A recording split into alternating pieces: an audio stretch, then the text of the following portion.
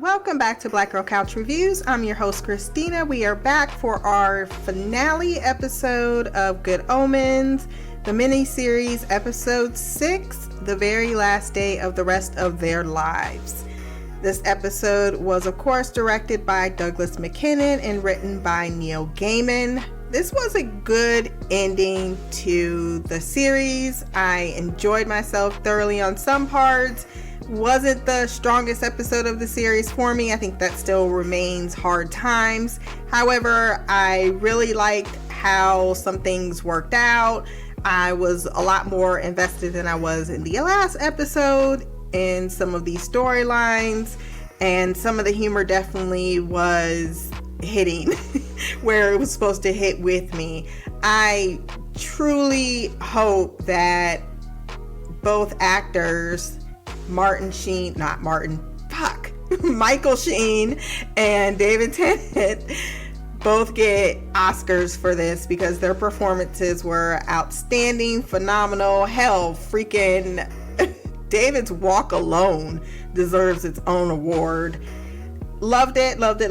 I'm going to go back probably in the next week or so and just watch it again straight through. I did get to episode 2, but now that I went to episode 3, I just didn't want to go back and record for 2. So that's not coming out. This is it. But I loved episode 2 a lot. If I had to give that one, I'd give it pretty much the same score almost. That was one of the weaker episodes of the 2, but it's kind of tied with this. I gave that one a 9.4 as well.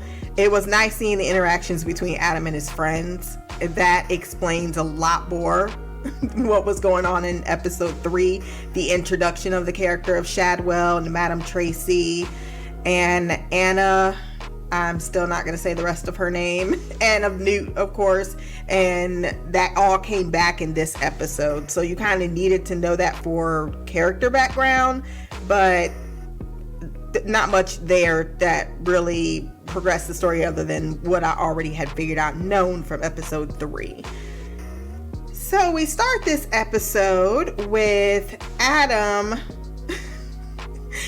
saying to his friends that, Adam introducing his friends to war, pollution, famine, and death.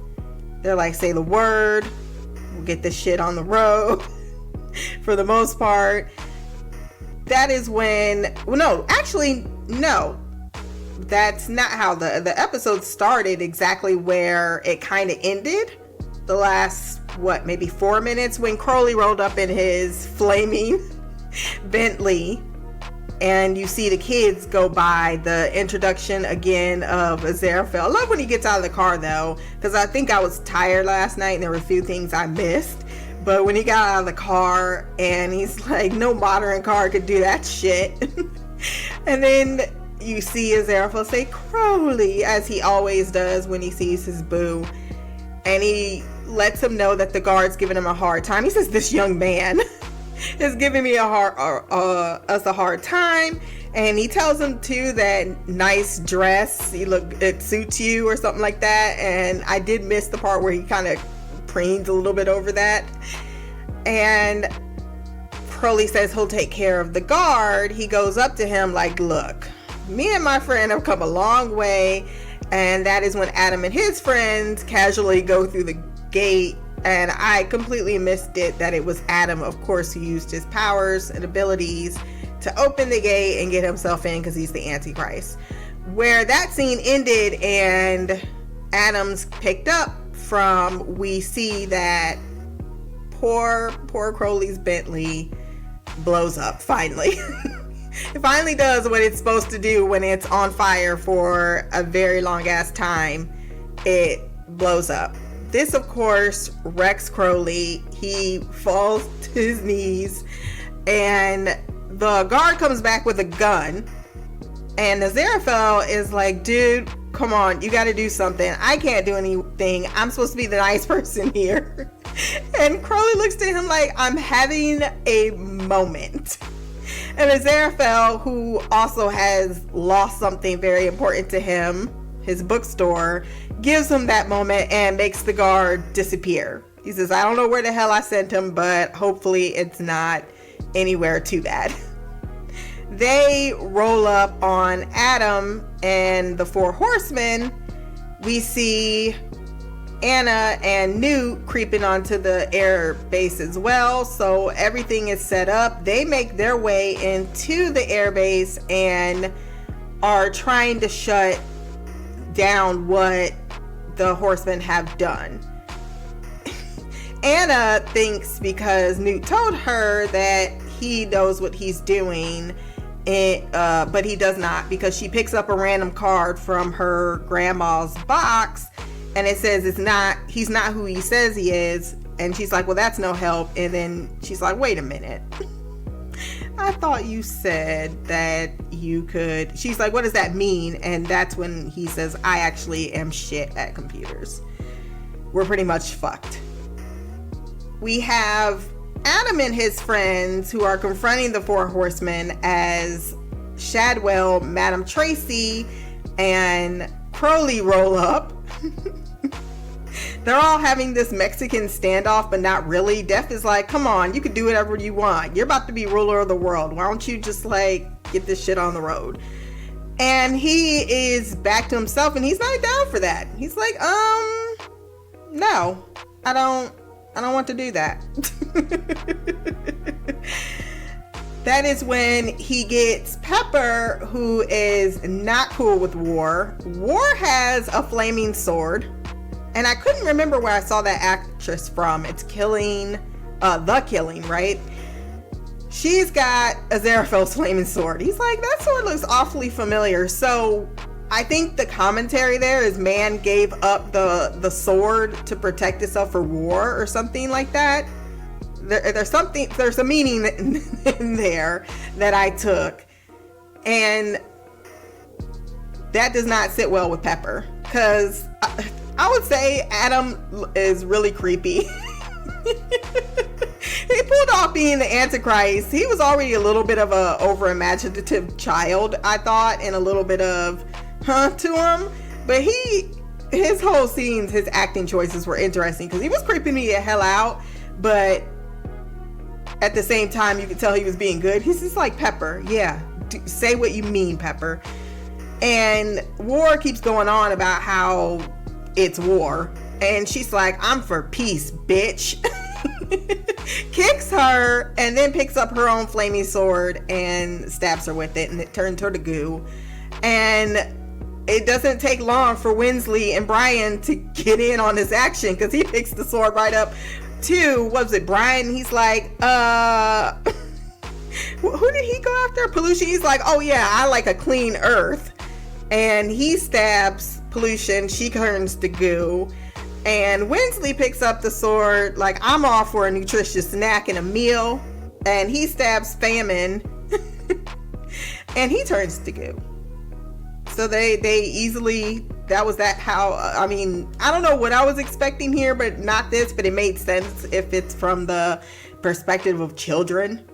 But the reactions from Madame Tracy and Shadwell were slightly hilarious, because the whole entire time when Shadwell thought that he made the guard disappear with his finger, he really thinks that he's got this power. And Aziraphale gives this look like, for the love of fucking Pete's sake. And when Shadwell and Tracy first get up to Madame Tracy, they first meet Adam. Aziraphale and Crowley's like, that's the Antichrist, that's the beast, kill him. Go do that. And Shadwell's like, what the fuck? No, you didn't tell me it was a band. You didn't tell me there was no fucking kid. I'm not doing that. And Aziraphale grabs the gun, or what he thinks is a weapon, and Madame Tracy takes over. She's trying not to, but notice that Crowley wasn't doing shit, and Aziraphale had crossed his line. He's like, I'm gonna do it. And Crowley's like, no, do it, you gotta do it. And Aziraphale looked like he was kind of down for that, but because he really wasn't, Madame Tracy was able to take over and shoot the gun up into the air. It ended up being like a bazooka. It wasn't a real gun. And of course, they're idiots, and this would be what they'd be thinking of doing, and it wasn't going to work. And then they're like, well, we're all fucked. It's the end of the world. And that's when we get the scene where the kids take over and get rid of the horsemen of the apocalypse. And Death is like, well, you know, I wasn't really down with this anyway. No, he's just like, you can't kill me. I am part of the earth itself. I am in the shadow of earth or some shit like that. And he leaves. So yeah, the apocalypse is off because Newt does what he does best, which is just fuck shit up. So Anna figures that out. She's like, why don't you fix it? Because I'm sure fixing it is going to be exactly what fucks it all up. And that's exactly what it does. Then we get the scene where we think everything's over, and Crowley, who is always the realist in the relationship with Aziraphale, is like, are you out of your fucking mind? It's not over. It is definitely not fucking over. Get that smile off of your face. And then we get Aziraphale and Crowley's immediate supervisors or superiors, Beelzebub, and I don't like any of I will say I'm not the hugest fan of hell and what it looks like and the bugs and I get it, but at the same time, but they are approached by Beelzebub and Gabriel, who are not, I love the look that they give each other. Especially Gabriel, he's just like, oh, like you. And they're like, so you two shut your mouths, and Adam, hey, Antichrist, nice to meet you. You need to restart Armageddon because we have a fight to get to, and you're not helping. You need to go ahead and restart Armageddon. Adam's like, fuck you, I don't want to do it. And they're both trying to use different ways. Gabriel's like, well, this is what you're supposed to do. It's part of the great plan. You don't get a say in the great plan. And Beelzebub saying the same thing. She's like, let me talk to him. Look, you little fucking kid. We got a war to get down to start the apocalypse again. And that is when Aziraphale gets the idea that they don't know what the plan is. No one knew what the plan is. He says, yeah, that's the great plan, but is it the inevitable? But it's not the inevitable plan. And Crowley finally picks up on it. It's like, yeah, you don't know what God's plan is, because they don't. Just like Aziraphale, they were blindly following God. However, they don't really know what his plan is supposed to be. So they both get that moment of doubt, and they're like, how do I tell 10 million angels that they're going to have to stand down? And Beelzebub says the same thing. What about telling 10 million demons that they're going to have to stand down? And both sides reluctantly agree to do that. That's when I think he says it's not fucking over. Because both said that, hey, you know what? We're going to have to stand down. We're going to tell your father. Father is, of course, Satan himself, who we've not seen, but have heard, I feel like. Oh, also, Crowley is a prince, and he's a princely demon. I love that. Love he's got a little royalty behind him. So, there was also a scene where, it was funny, I was laughing about, it was like, so can you tell me what the hell is going on? And they're like, so there was a garden in the beginning, and he was a snake, and I was technically gardening an apple tree. And Crowley looks at him like, just, baby, you're so precious. Stop it. Just stop. Anna and Newt have joined the party by this time, and the world is starting to shake because Satan is on his way, and Crowley's like, we are fucked, because he is angry. He feels like he's in pain. He drops down. He's like, no, oh no. They actually told this man's daddy. Satan is coming to earth, and they need a plan. Aziraphale picks up his sword, and he says, he looks at Crowley and says you need to do something. He's like, there's nothing to be done.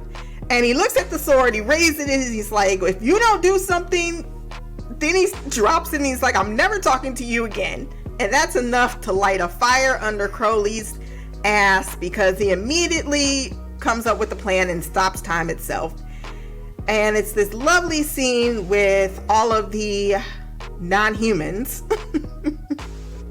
Adam and just Aziraphale and Crowley. I love this scene so much because they are both like, Crowley's like, you gotta come up with something, you gotta do something about this because your dad's on the way and you're the only person that can help right now, and you can alter time in this moment. And Aziraphale also says that you're I thought you were going to be evil incarnate, but you're neither evil or good, you're innately human, and that's what makes you perfect. That's why I don't fear you. Of course, I love that we see both Aziraphale and Crowley in their truest form as an angel and a demon with their wings. And you even have a moment of Aziraphale going having a semi-orgasm on being back to his true form. And they get Adam to come up with something. He starts time again. Satan himself makes his arrival before everyone. And Adam steps up. He steps right up to him and tells him, you know what? You're not my dad. You're not my father. My father is the man that raised me, basically. And I can't remember what else he said. But it's a touching scene. He renounces him as his father. And Satan disintegrates right before them. And then, of course, there was a little funny scene where Adam's father was cleaning his car. Because nothing, I guess, bothers people up in England.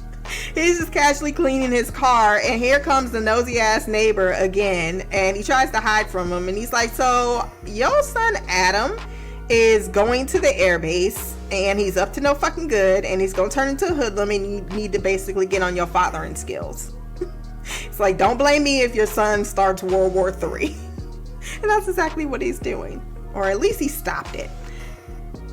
So Dad rolls up just as Satan disintegrates, and he's like, what the fuck is going on? You got some explaining to do. And this, of course, makes Adam human again and no longer the Antichrist.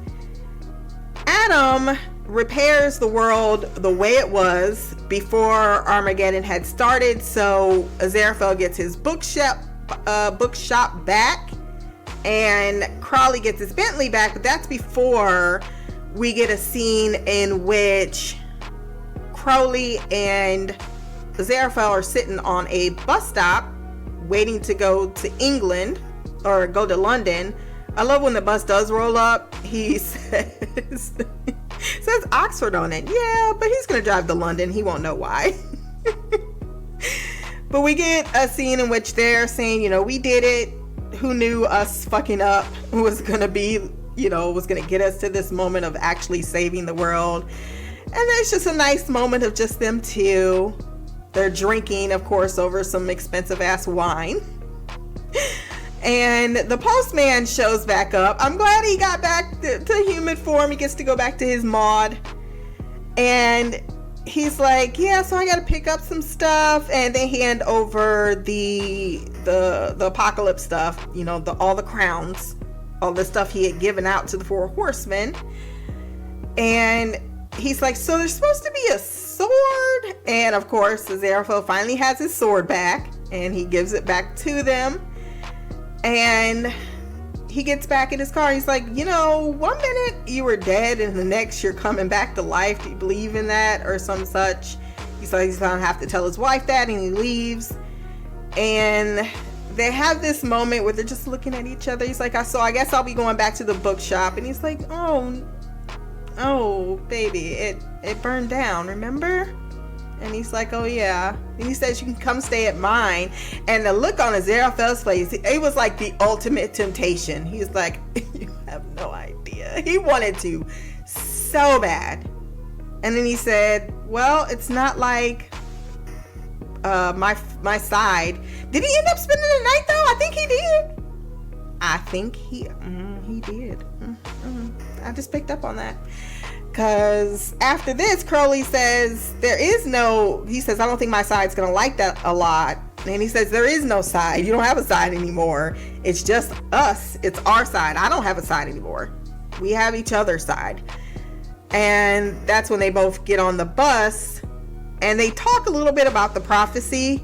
They both look at Agnes Nutter's last prophecy and it says something about know your face. I don't know. I didn't catch it. Read into it too much. But this, of course, it had a look. I knew it was going to come into play somehow, some way.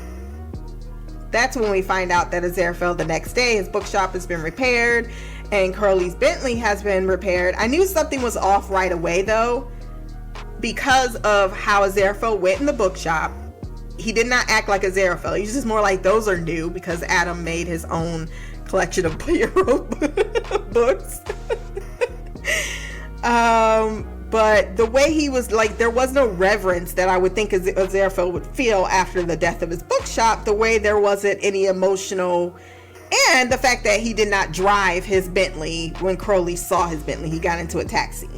They both meet at the park, get their, I don't even know what the hell is that, ice cream? Didn't look familiar to me, or what it's supposed to be, ice cream. And they are promptly accosted by their superiors. Computer alert.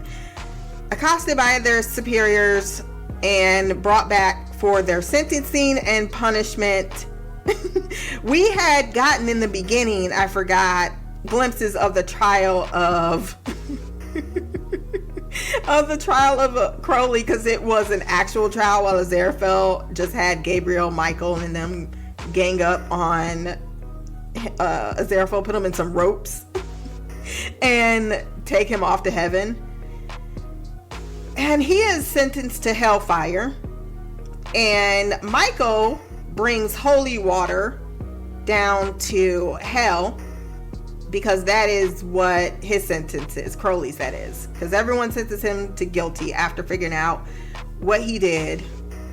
And of course, this triggers Hoster's PTSD with that with the holy water, because it's like, I witnessed him kill a demon myself. And she puts it in bath water, and he says, well, I have any last words? He's like, yeah, I actually just bought this jacket. Can you mind if I take it off? And I knew then that was definitely Aziraphale, because he would care about his clothes. He gets into the bath water, of course, because he's an angel, it doesn't affect him, and they have swapped places. And when he gets into the hellfire, because he is Crowley, I love his conversation with Gabriel. Crowley really hates him, and he gets the moment to finally, jump up on him and just have his true self really revealed, because he tells him, I thought we were supposed to be the good guys. And he's like, no, we're supposed to win a war. He's like, fuck that, I wanted my fucking war. He even says fuck. And he is happy to sentence him to hellfire. Like, I can't get you to rethink this. He's like, for a fucking traitor like you, we're gonna have to make an example of you. And he steps into the hellfire, and he's like enjoying himself, cracking his neck because it's Crowley. And of course, he breathes the fire at them. And Crowley's performance as Aziraphale's like, look, you don't know what else I can do. If I can sit in this holy water, and he's like tossing the holy water at the demons. But there's like a barrier between them, and they're all scared. And you can tell Hoster's freaked out, and he tries to call his bluff until Michael shows up to collect the holy water, and he miracles her to get him a towel. They're like, oh no, Beelzebub's like, fuck this is gonna cause a riot in the streets, we need to get the fuck out of here. It's like, yeah, I think it's best if I should leave and be left the fuck alone. He's like, yeah, Beelzebub's totally about that. So it was part of their plan the entire time, and they both exchanged their bodies back on the bench once Crowley figures out that no one is looking or watching them. And they say that their respective sides are probably going to leave them alone for a while. For a long while. Probably until the next crisis. And first and foremost, when they left each other's body, can we talk about Crowley's whole entire position? Like, his legs are all open. It was like he was thoroughly enjoying why Aziraphale was hiding what exactly being in each other's bodies was like. And they spent the night. Anyways, as Crowley tells them that, hey, no, there is another big war that's going to be coming, and it's going to be us against them. Us against humanity? Yep, that's the next big one, and that's probably the next time that any side will pay any attention to them. So I love that they give a continuation to the story. And we catch up with Anna and her boo Newt. She calls him her boyfriend. I was not invested at all in this relationship, but she decides he convinces her to finally give up on Agnes Nutter's prophecies and following them and to just live her own life. We get a scene between Madame Tracy and Shadwell. He is still calling her the Babylon whore. And she's like, oh, Mr. Shadwell. Girl, don't let that man talk to you like that. But he tells her that, because she invites him for lunch, he's like, in your den of, whatever. And they're apparently together. I didn't care too much about that either. What I did care about was Adam, who is grounded, effectively. And Dad says that he knows why he's grounded, but Mom doesn't know. And because he wants to go outside and play, but Mom is like, no, but you can go in the garden. Adam in the garden with the Hellfire Dog. I love that the Hellfire Dog also helped in the fight. Like, he totally abandoned his origins and just became dog. And he even attacked Famine in the end. Thought that was cute. But they go into the garden and he's all sad because his friends creep up on him. They're going to go play this game. And he's like, no, I can't leave because, I'm grounded. And they look sad, but they leave him.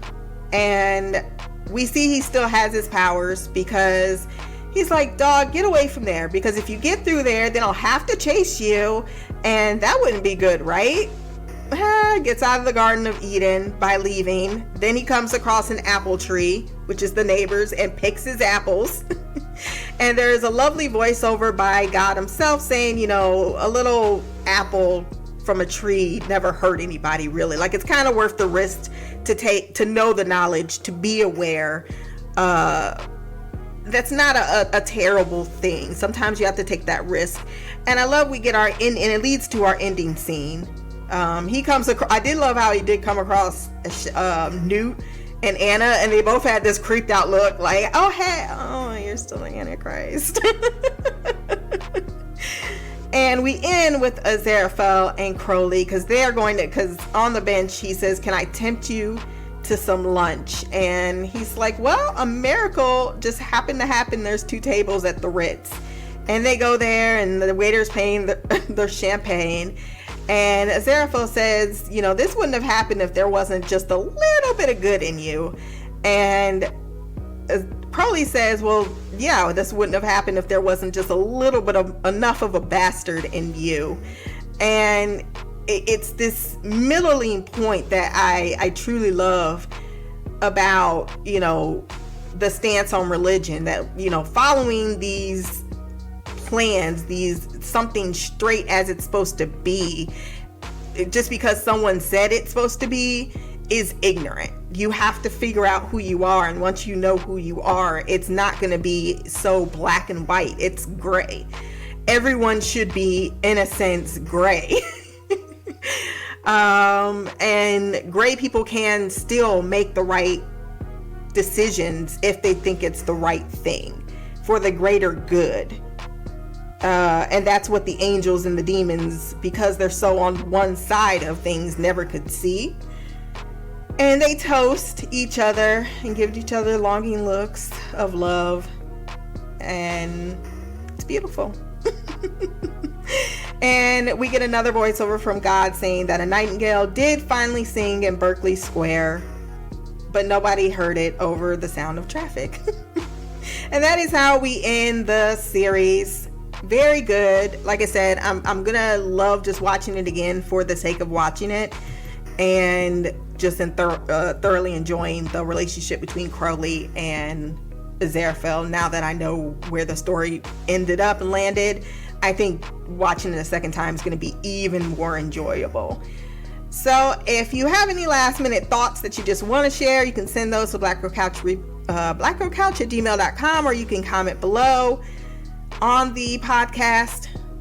You can go ahead on iTunes and rate and review as well. I know I don't talk about it a lot, but I could use some iTunes likes if you want to comment or a review, just to kind of get the word out there. My social medias will be below. You can find this podcast on iTunes, Stitcher, Podbean, Spotify at Black Girl Couch Reviews. I will be doing Stranger Things today, guys. I did not forget. So I cannot freaking wait. Krypton, I should be doing tomorrow as well. I know I've been a little behind on that, a lot of behind on that, but I'm going to try to get 2 episodes out tomorrow and at least get caught up by the weekend. Might get 1, might get 2. I'm not guaranteeing nothing because y'all know how I be. Until then, peace.